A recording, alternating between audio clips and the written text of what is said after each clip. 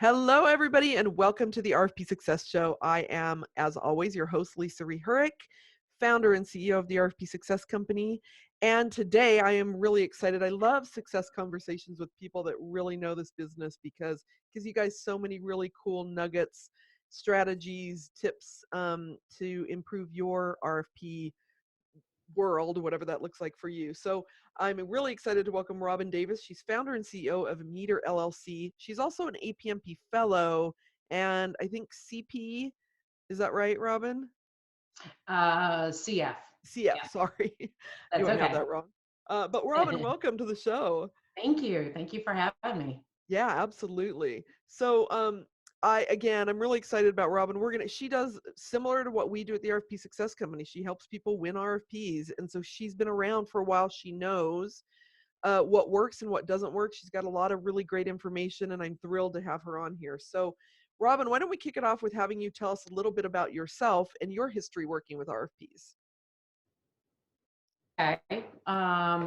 Seems like a good place to start. I kind of fell into RFPs when I was working for a healthcare company.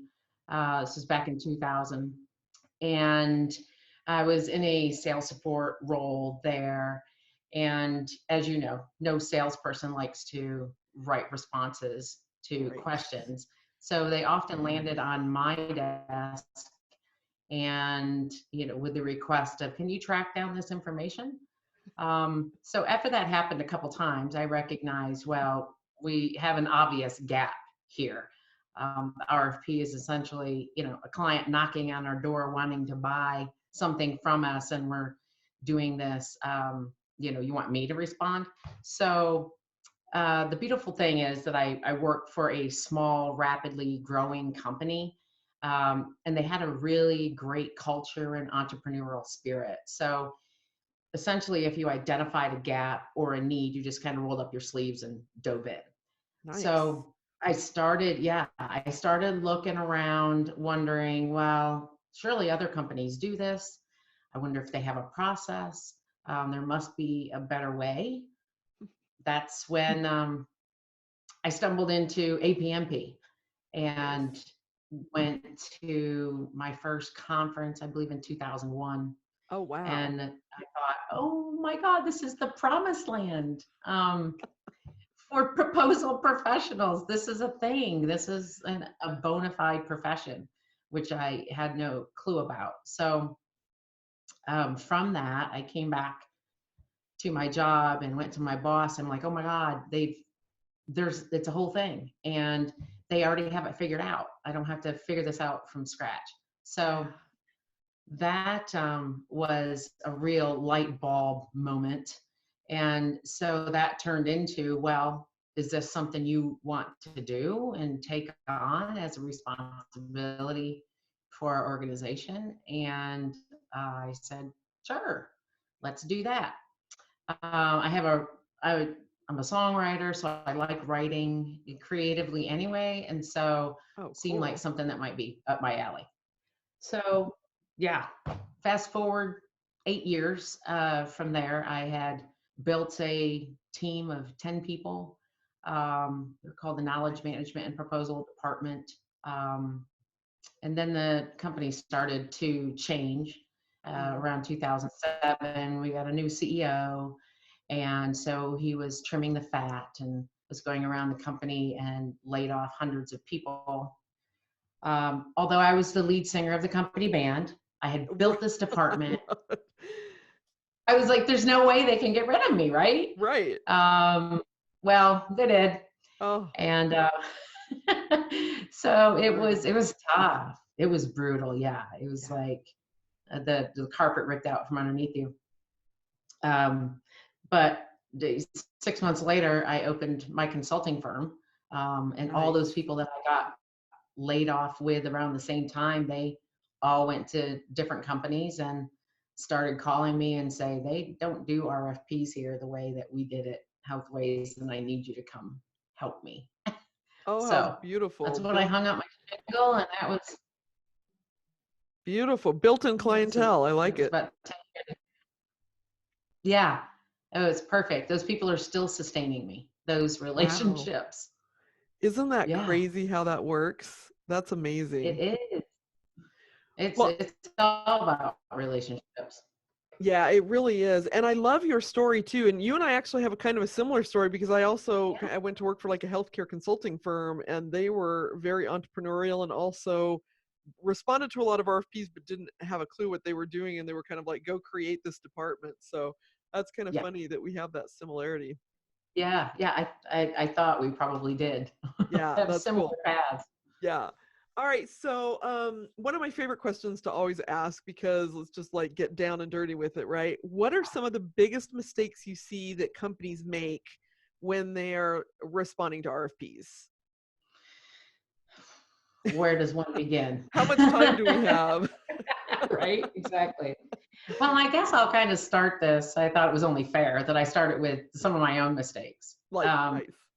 And I guess the first one is assuming that everybody is on the same page about how to interpret a question and how to answer that question. So Uh, true. that took some learning. Um, and So being why did that screw thing like why is that a mistake? Like how does that mess things up? Well, because if you don't provide any guidance then to your subject matter experts around your expectations of what you want to see in that response, then you're just going to get back whatever they think you should answer in that response, right? And that it may not answer the question at all, or it may not align with your strategy for winning, might not be client focused. So all of those things, if they don't understand anything about the client or prospect, um, then I feel like it just becomes mechanical. Yeah. Cool. The other mistake I've made is being too flexible at times and learning. Mhm. You know this as a consultant, right? Is that you learn the non-negotiables. There's a lot of flexibility that we have to build into our process, but there are also reasons why we do it this way because we know it works. And that took me a minute to figure out. And then, minimizing the competing priorities that subject matter experts have. Right? This is not Right. their day job, and we're Yeah. asking them for information, and we're just adding work. So I've built into my process just a lot of different ways to work with me so that it's not as big of a burden. Yeah. So some mistakes that I see clients make pretty routinely. There's a lot of trends. Every client is different, right? And they all have their own issues. But I guess some trends that I see and something that's common across the board. I work mostly in healthcare commercial, Okay. so a lot of B2B or business to local or state government. Got it. So there's a lot of lack of planning. Oh, There aren't capture planning people. They're salespeople, right. but doesn't have the same rigor that the government process does. So they're often, the RFP comes in and that's when they start working on it instead of, or they don't even know it's coming in a lot of cases. Right. It just shows up and they didn't know it was coming. So there's that situation. And then I guess the next would be them thinking that marketing messages are the same thing as sales messages. Mm, that's a big one. That's Big, huge. huge. So let's go a little bit deeper there. Can you give just a high level? What is the difference between a sales message and a marketing message? I'm glad you asked me that. Oh, good. So, so a marketing message is designed to get people interested in hearing more, right? It's Yep. the hook that just says, I want to hear more about that. And a sales message is designed for, we've got to get them to sign a contract, right? Right. That's our job. And so that we have to message in a different way. They already know the high level stuff. Now they're asking for the details. And I think that's the big difference is, we've got to have them saying, I got to have that. Where do I sign? Yeah, And and to, it's so interesting too because and I think you and I probably deal with a lot of the same types of people, and we're dealing with subject matter experts. They're not remotely trained in marketing or sales messaging, right? Right. So they don't know how to do that. They're Yeah. talking specs, technical details, and that Yeah. just doesn't resonate a whole lot. So for those of you listening, if you're paying attention, if you're letting your SMEs run with it, you're going to have an uphill battle. I know. And if you're only listening and not looking, the look on Robin's face was just Yeah. priceless. Yeah. Don't let your subject matter experts write the final version of your proposal. That is probably the best advice, right? Right, yeah, Oh my for gosh. sure. We need them. Don't get me wrong. We need Yeah. them. Yeah. Tell me how this works, and then I'll take it from here. Yep. And I always say to people, I'm like, look, you're no longer just competing on, well, not that you ever were, but I think in this day and age, even more so, no longer competing just on qualifications and capabilities. You're competing for attention span, which is so much Right. smaller these days. And, you used to be able to rest on that a little bit Yeah. more, but everybody else that's responding has the qualifications. I mean, otherwise they wouldn't be responding. So Right. you gotta beef it up and convince them. You do. You do. It's got to be. There's a. We know how to write in a compelling way, and that's why you hire a professional. Yep, Opposed to absolutely. professional. And two other things that I'll just Yeah. say briefly that I think are big misses is I work with a lot of health plan clients, and they are sitting on mounds and mounds of data. Mm, And but they make claims about the success of a program, and in many cases find it very difficult to back that up with actual numbers. And I'm like, but you have all of this data. right. You have this. How can you not know? And so it's complicated, either because that information is in several different places, and so they can't pull it all together and have that outcome. So, we always want to back up any claim we make, or, provide proof and evidence that the what we're offering actually works. And so, I have to coach on the front end a lot about that. Start gathering testimonials, case studies, your outcomes. What are your data analysis around, the success Yes. of this particular thing? Because we need to talk about that. So I think Yep. that's a big miss. And then a bid or no bid doesn't exist. Yeah, I find that a lot. You know what the new trend that I just found in the last 2 months actually is It's people slow. It's calling too me. slow to everything. Yeah, people calling me for uh we have this RFP, we didn't really know it was out there and it's due next week. Can you help?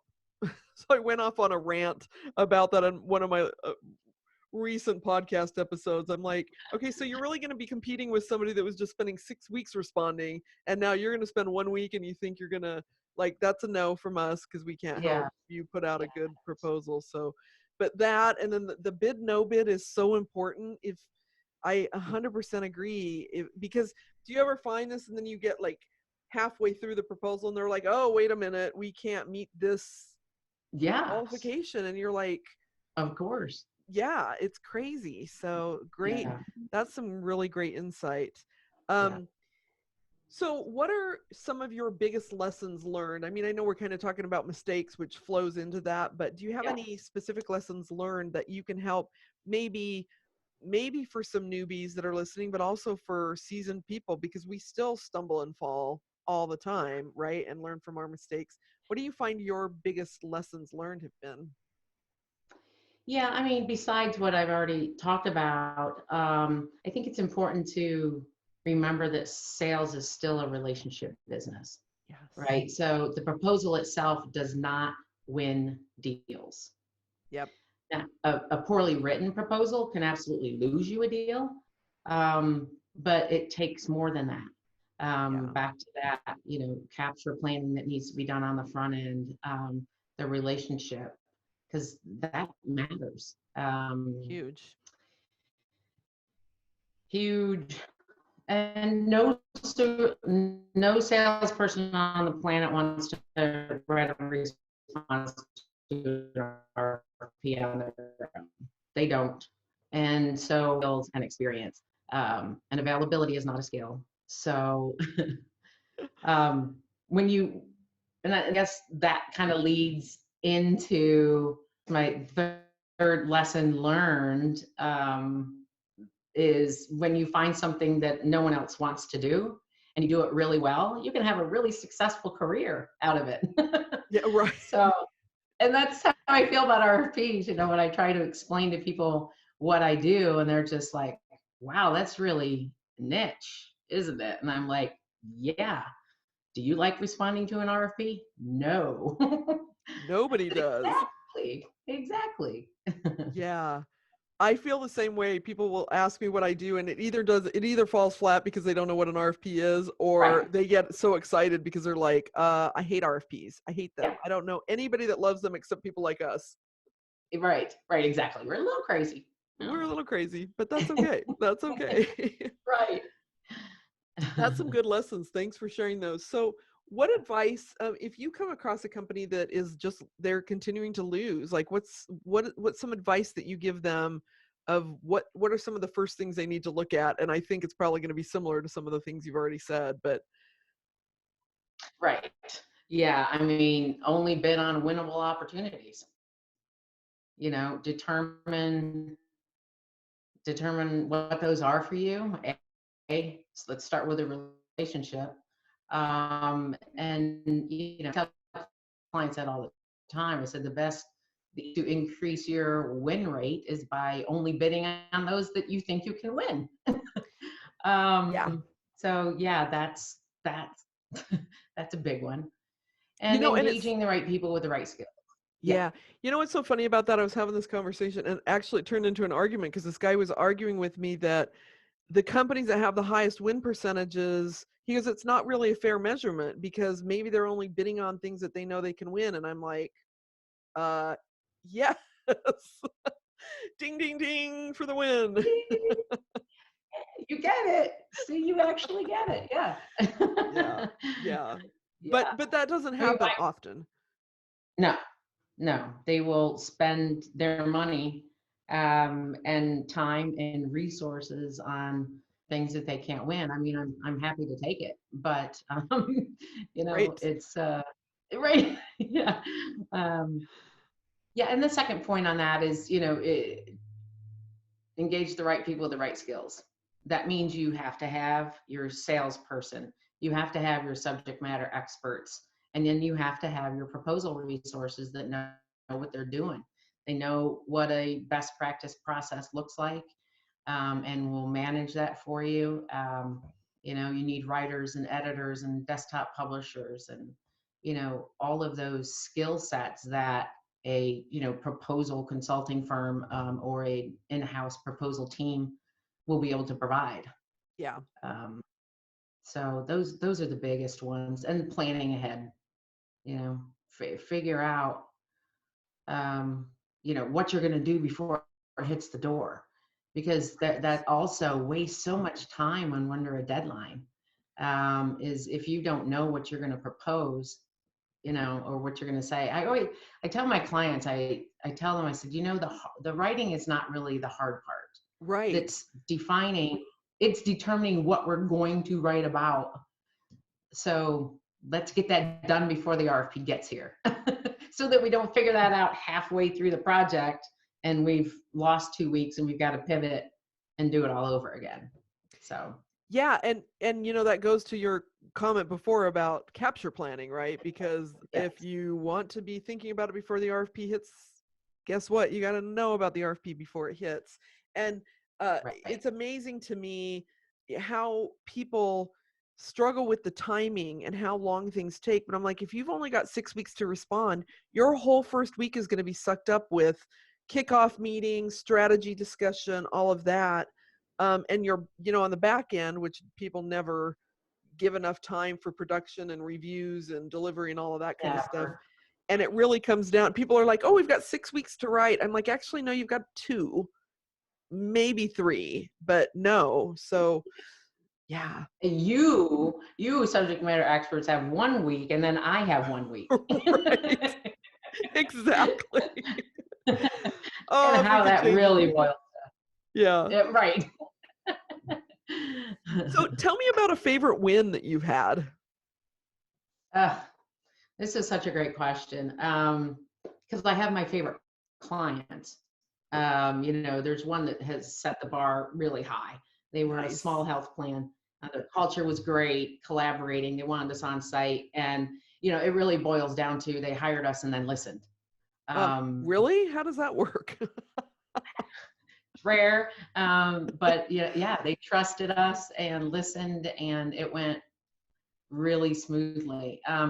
But my favorite win was much more difficult, but it really stretched me personally. Ooh, It put put my business on an entirely new trajectory, and it beat the odds for the client. So going in, this was a health plan, a large health plan. The value, just the dollar value on this contract, if they were to win it, was $18 billion. holy moly.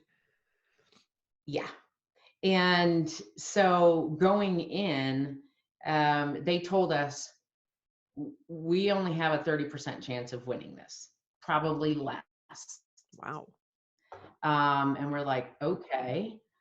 They were a former client of theirs that they had lost Oh, the 4 years previous to this RFP. And not only did they lose, but they made a stink about it. They contested it, oh, yikes. and apparently yeah, and apparently got pretty ugly. I mean, people lost their jobs over it. So it was an ugly divorce. Yeah. And so, but the person leading this RFP project actually was the account manager that was in the position at the time when they lost it, and so it was personally really important to her. But I mean, there was over 100 people that worked on it. There was 900 questions in the RFP, just to give you a Wow. sense of the level of effort. We had 26 weeks, I guess, total that we worked on it. Um, and but what she did right was she got engagement from the very highest level. So instead of trying to push that rock up a hill from the bottom up, she got engagement long before the RFP came out from her executive leadership, all the way down Wow. to, yeah, to express. I mean, the CEO said, this is the most important thing you have on your plate right That's now. so smart too, right? Because if you don't Yes. kind of have that executive sponsorship from the leadership, it just makes it that much harder. Yeah, Beautiful. because there's a lot of other things going on in a company, Right. and and if you don't kind of level set at that level and have it trickle down, then it's always a battle. So I mean, we did the solution session months before, and it was 2 days, and we sat in rooms and we had it all defined, and it was done well in advance.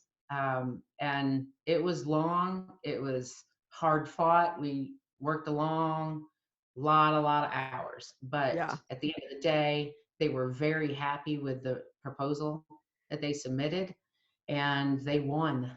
That is amazing. Congratulations. Yeah. Thank you. Well, I mean, we can only take part of that credit, but I think it's that's one of my favorite wins Yeah, for sure.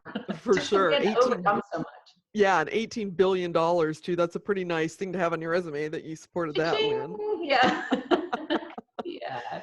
Yeah. Very And we've nice. gone back and worked with that same client recently on another project that was pretty sizable. So that's good. Repeat business is always good. For sure. For sure. I love that story. Do you have an ugly story that you want to share with us? An ugly story. Like one Mm, that did not go well, that was like, oh, when you think about it, it kind of makes you cringe. yeah. Her Actually, facial expressions, by the way, are yeah, hilarious. I So if you're know. listening, go to YouTube and watch this because her facial expressions are fantastic. You can, yeah, I can never really hide uh, my emotions. It's all right here. There was, there have been projects that, the company was going through an organizational change right in the middle of the RFP.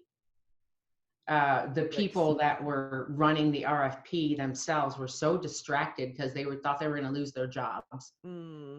Half of the subject matter experts we had to work with, same thing. So that happened right in the middle of a project that was ugly. Yeah. And then we had a client that was just difficult. And we worked with them for a whole year on several different projects. But it was the opposite of my favorite client. They listened to nothing that we said. And it was come in and, all right, well, here's what we need to do. And here's why we need to do it this way. And then it was like, okay, thanks. And then we're going to do it this way. Oh, the worst. Okay. But so that was really trying. It was a tough year because I would, that's when my favorite calls, it was what I put out into the universe. Client I want to work with, one really gets what this is about and listens to our expertise. So, but then don't listen or here you do it. It's like that's not how it works. Right. So those would be ugly situations, I suppose. Yeah. Those are pretty ugly. And I think we all have very similar stories. And, again, anybody listening, if you're hiring outside help, let them, Robin's the expert. Let her bring her expertise in and then listen to her. So dang it. Yeah. I mean, dang it. I mean, that's why you hired us. Not just Yep. monkeys pushing buttons. Exactly. Well, Robin, is there anything else that you want to share based on your expertise with RFP responses that we haven't covered? I guess I'd just like to take the opportunity to promote our profession. Nice. Because the RFP business isn't glorious, it's not sexy, but it's good and it's rewarding work. And the people who do proposal work and choose to make a career at this are special. And I don't mean crazy special, even though maybe we are a little bit. I mean that we have a variety of we have a variety of skills that you just cannot find in just anybody. We're curious, like journalists, we're problem solvers, we're salespeople on paper. I use that one a lot. Love We're that. big picture focused, but yet we're detail oriented. We like structure and order, but we're flexible and adaptable because something's going to go wrong inevitably. And we're creatives. I mean, most of us are creatives, and we know how to tell a compelling story. So you don't find that in your project management office. You don't find that in your clerical pool or amongst your administrative team. That's not where you find proposal professionals. And so it's a bona fide profession. And we have best practices, we have certifications, we have advanced degrees. We're proud to be here and doing this work. And we're here to keep businesses in business. And that's the bottom line. I love that. I love everything that you just said. I love the sales people on paper. I love how you described all of the different things a proposal person is good at, not just can do, but they're actually good at all of those things. And what was that last statement you just made that I loved? I forget already. Dang it. All right, we've both forgotten, but that's okay because my producer will capture it in the notes for sure. But that was a really great quote too. Yeah. All right, my friend. Well, what is the best way for people to get in touch with you if they want to learn more, if they want to talk to you about working with you? How can they get in touch with you? They can email me at robindavis@meterworks, and that's METREWORKS.com. Or you can call me at 615-712-7234. 6298. You can find me on LinkedIn as well, just Robin Davis. Perfect. Yeah, those are All the right. big. Thank you so much for having me on. This was Robin, thank fun. you so much for being here. I really enjoyed it, and some really great information for people. It's always fun, I think, for our listeners to hear from people that have been successful in the field, and just hear what you've gone through and your history, but also some really great strategies and tips from you. So thank you so much for being here. Thank you. Will I see you here in Nashville in May? Yes, absolutely. I look forward to Yay. it. Yep. So Excellent. hopefully we'll see you and lots of our listeners as well. So everybody, thank you for Yeah. tuning in once again. You have been listening to the RFP Success Show, and we will see you back here again next time.